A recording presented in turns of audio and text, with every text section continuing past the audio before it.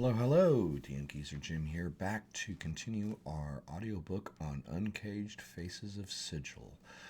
We're going to go story by story, word by word through the book.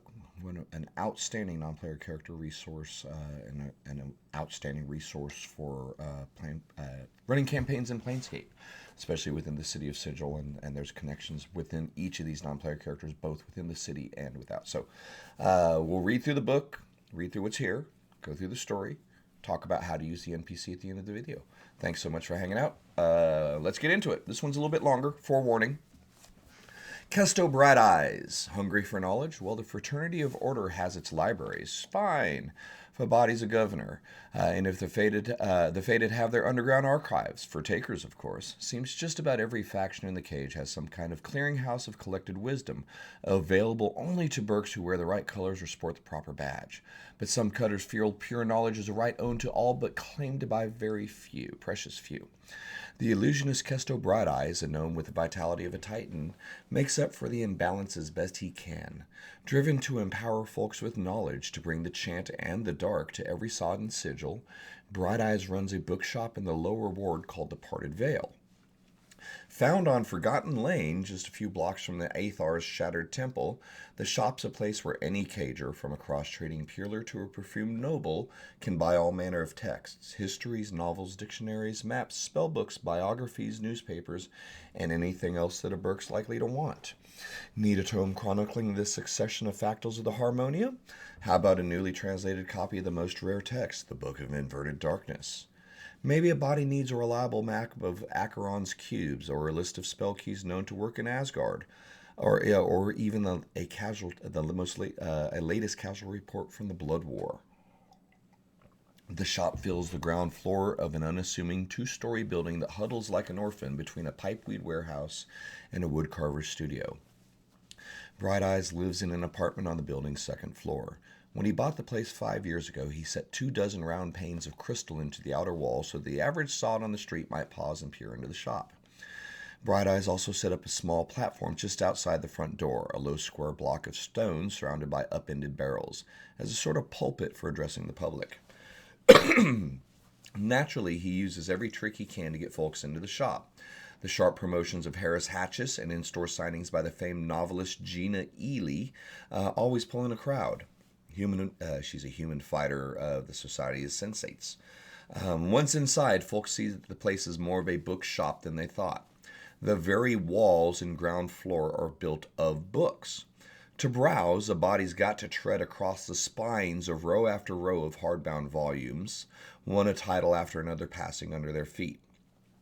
Of course, it ain't easy for a browser to make their way through the shop, as the walls, just huge, well-packed piles of books really, run and meet at odd angles, forming a literary labyrinth.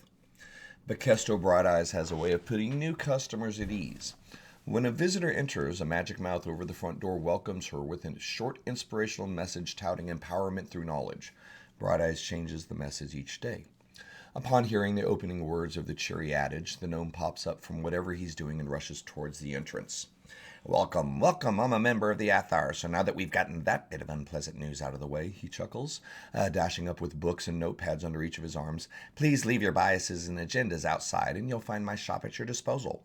Let Cleave or me know if you need any assistance. Cleave's a bodak, but benign. Won't give you a bit of woe. Jenny Ely's works are stacked on the wall just to your left, 3 feet over and 4 feet up. Signed copies will cost you double. Let me just go shelve these. Oops!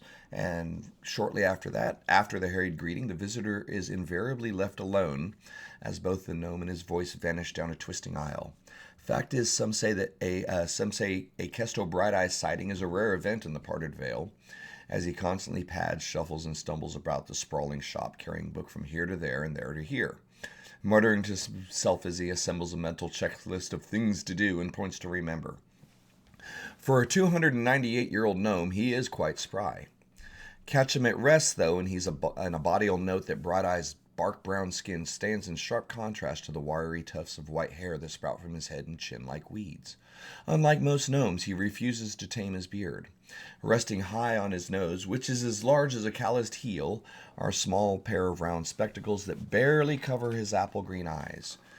To a body staring him dead in the face, thick spectacles magnify the eyes enormously, making each fill the entire lens. He wears a tawny sackcloth tunic covered with pockets of many colors and materials, sewn on as needed for keys, lists, spell components, and the like. And despite the injuries his bare toes sustained from dropped books, Brighteyes moves busily about in a russet pair of worn leather sandals. On the other hand, the benign bodak called Sir Cleves, silent, mouse-gray, and spindly, seems as settled as an earthberg. Once a paladin from a court on the world of Kryn, Sir Cleve was slain in the abyss while rescuing his kidnapped lord from the watery caves of Demogorgon. Although his body rose again as a bodak, he retained his mortal memories and consciousness, and repulsed by what he'd become, made his way to Sigil. He hoped to find a wizard who could restore him to his true form, and Kesto Brighteyes was glad to put him to work in the meantime. As Brighteyes is wont to say, "Look at Sir Cleve here. He gave laugh to the abyssal lords, he did. Kept his own will. It's the power of a strong mind, I tell you. Cleve's living proof. Dead proof. Well, here he's proof nonetheless." Today, Sir Cleve's content organizing books and serving customers in the parted veil, having made peace with his condition. Bloods who fear the bodak's death gaze avoid looking him in the face, but Sir Cleves only used the deadly power once, and that was on a night hag who tried to burn the shop down. He's comfortable with who he is and what he is, and if others aren't as open-minded, then they can pike it. Really, an open mind, or an informed mind at least, is what the bookshop's all about. Each new or unusual request sends Brighteyes into a pleasant tizzy of activities as he does his best to fill it, even for outlawed volumes like the Factals Manifesto. Usually he or Sir Cleve can lead a customer to the exact spot where their desired book is tucked, plucking it out of the floor or wall, and immediately replacing it with another volume to keep the structure intact. Once in a while, Brighteyes looks stumped by a request. He pulls and twists at the tentacles of his beard as a frown grows on his face. "Oh, that's a tough one. Yes, that one is," he mutters, flattening out his whiskers then stumbles away towards the employee-only storeroom at the back of the shop. Let me see. After a few moments of clattering and cussing, the gnome nearly always emerges with the requested item. He might even be able to get an advanced copy of the most secret of works in progress, the revision of the Book of Keeping by the Chateau Zedeus. After all, Brighteyes has never disappointed a customer yet. And yet he's never let anyone but Sir Cleve into that back room. The benign bodak in the mysterious storeroom definitely set tongues in the ward wagging. But a third spot of controversy is Brighteyes himself. See, the gnome ain't above a bit of philosophical provocation now and again. He figures that his customers want to be informed, want to think with clear, unmuddled minds free of bias or influence. That's why they come to the Parted Veil in the first place.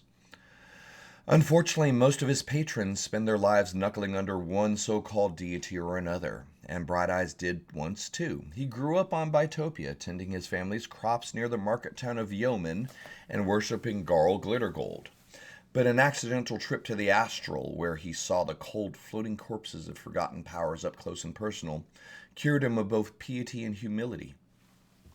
Now an underbashed defier, Brighteyes believes that true self-empowerment is possible only when the mind casts off the false chains of inferiority. Not long ago, he took another jaunt to the Astral to try a summoning spell he found in the Book of Inverted Darkness, and came back with Sauer, a power-hating Gautier. Gautier are gaunt, gray-skinned nomads from Carcerai with clawed hands and an acidic touch. Unfortunately, the more aggressive members of the Aethar took hold of Sauer. They turned her into a blunt weapon, the bane of worshippers everywhere.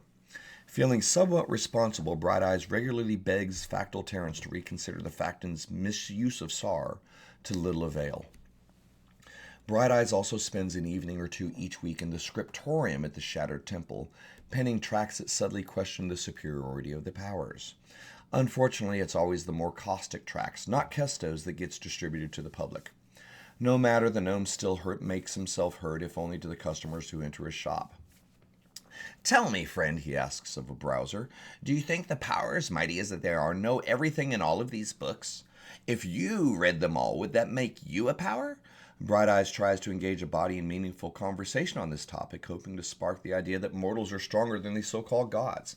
After all, he'll chuckle, all you have to do is stop believing in the gods and what happens? They dry up and drift helplessly on the astral with the Githyanki roosting in their nostrils. Imagine that. The power of your mind can turn the strongest god into shoddy Gith Kip. I suppose a body might even say the gods only exist because we let them exist. Why, I guess they don't control us at all. Quite the opposite. Meat for the brain box, friend. Meat for the brain box as he hustles off. Following such a spiel, the gnome often directs customers towards magical texts that give the dark of illusory spells few cutters have ever seen before. Many of which he's cooked up himself. Master these, my friend, he'll cackle, paging through a stained spellbook, and a body will be hard-pressed to tell you from a power. Brighteyes also likes to make his point dramatically with a few more of his most impressive spells. Every day at 2 hours after peak, he leaves Sir Cleve to tend to the customers and mounts the small platform just outside the shop's door. With no fanfare or pronouncements, he lets fly a few simple tricks to grab a sod's eye, say making his beard grow till it's 20 feet long or giving a body 6 extra eyes. Once a few folks have gathered, Brighteyes really lets loose, turning day into the blackest night, filling the streets knee-deep with warm sand or twisting the whole flaming city inside out. Of course, they're all illusions, incredibly powerful illusions, but they sure spin a Burke's head. Look here, he says as he casts his spells. Powers do things that you can't. I do things that you can't. Am I a power? Better than you? No, sir, it's just knowledge, friends, and knowledge is the right of every being. Brighteyes knows that his personal campaigns against the gods could land him in hot water. Sure, the powers might be blocked from Sigil, but their proxies ain't, and one day an emissary of Bass, Set, or even Primus might show up at the parted veil to shut the gnome's bone box. That's one reason Brighteyes wants to keep folks guessing at his abilities. Fear's a strong deterrent to attack. And there's always Sir Cleve, who stays up all night in the shop reading. He's always ready to come to his friend's aid. Besides, Brighteyes ain't likely to be taken by surprise anytime soon. Even in the darkest hours past anti-peak, a body creeping down forgotten lanes apt to spy a light in the gnome's second-story window, a sight that the shopkeeper's hard at work cataloging the latest arrivals. Brighteyes may be getting on in his years, but his mind's as sharp as ever, a fitting testament to the message of his power of empowerment. And that's the story of Kesto Brighteyes and his buddy Cleve, a location known as the Parted Veil within Sigil. If you're hanging out for the audiobook, well, let's do stats real quick. 2E stats are given here. We're just going to kind of take a quick glance. You can figure out your own power level as you would based on your edition and your settings, etc. But he is a planer. He's a male gnome, 12th level illusionist, a follower of the Athar faction. Chaotic, good, and alignment. Armor class 6 between dexterity and ring. That's going to be a +4 off of base armor class 14 for 5e terms. Standard, actually slower movement. He's going to have a 20-foot movement. Thaco 17, +3 on his 2 hit, +7 on his 2 hit with ranged weapons. Standard gnome ability, standard saving throws. Save versus illusion, 20% chance of magical items except armor working around him as he is an Athar. He's a very powerful one, so he can shut down magic items, except for hard enchanted stuff. Interesting. Lots of spells. You'll look for some of your stronger illusion spells. School of Illusion, illusion-based spells. Illusionists don't exist in 5e. College of Illusion, 5. You guys follow what I'm saying. Focuses mainly on illusory spells, but very powerful ones.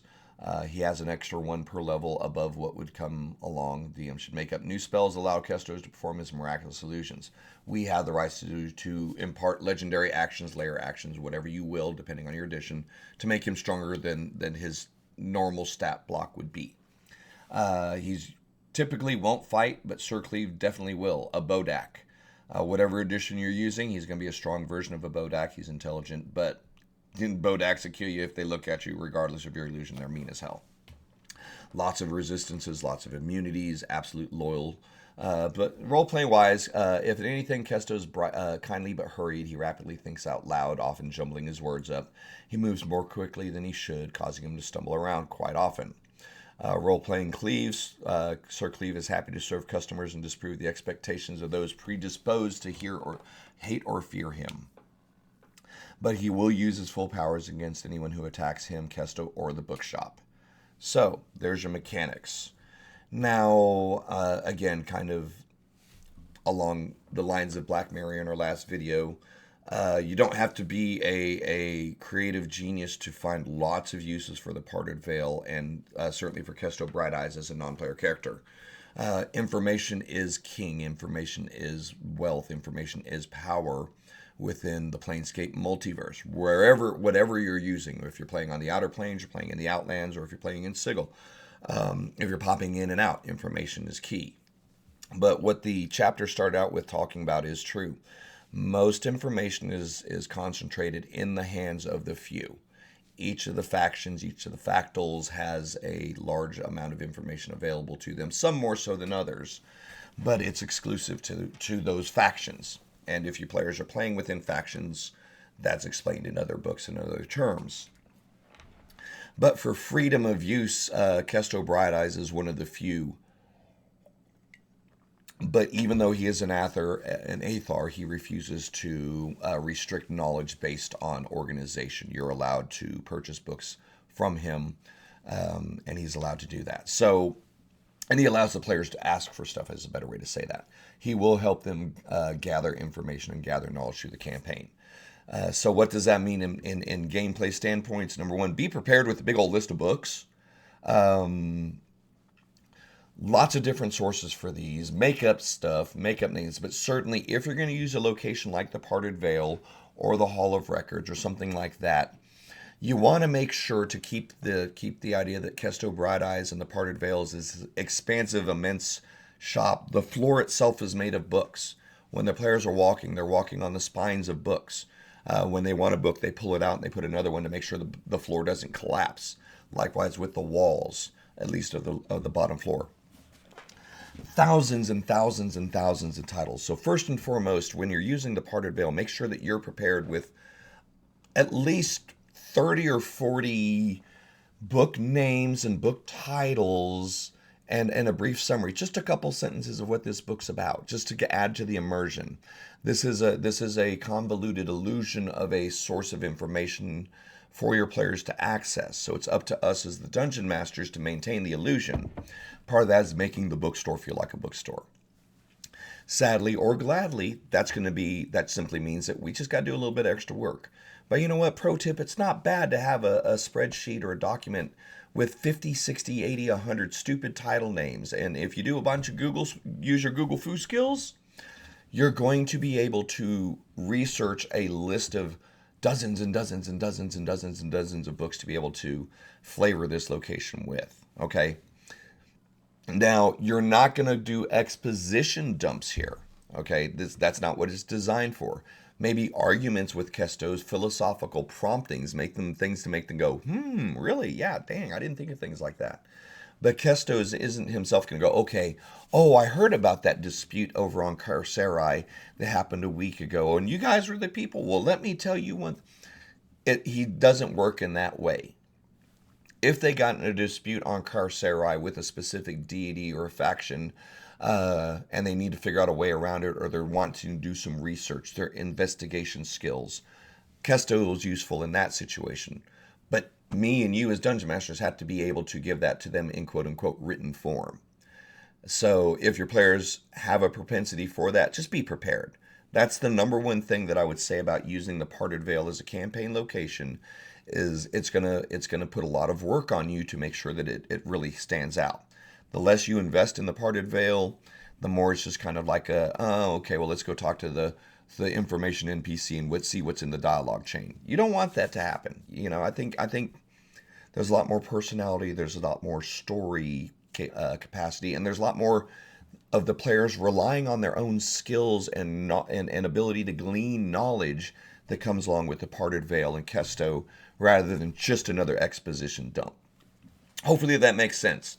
And Sir Cleve on his own, depending on how you play Undead, can be just the big, bad, scary bodyguard in the corner that no one's going to cross.